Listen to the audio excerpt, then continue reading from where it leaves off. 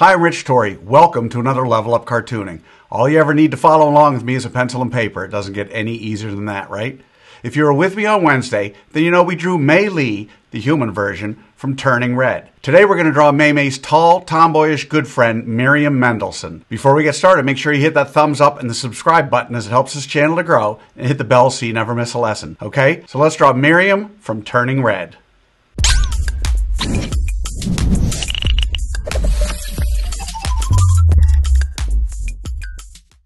We're going to draw Miriam step by step, giving you the secret formula to be able to draw her again and again. If you've watched any of my other videos, you know I normally use the character's head to figure out how big the entire character is. In this pose, Miriam, like Mei Lee, is about 3.5 heads tall. In other words, however tall her head is, her entire body is 3.5 of those. Okay, so let's start with a roadmap for Mei Lee's friend, Miriam from Turning Red.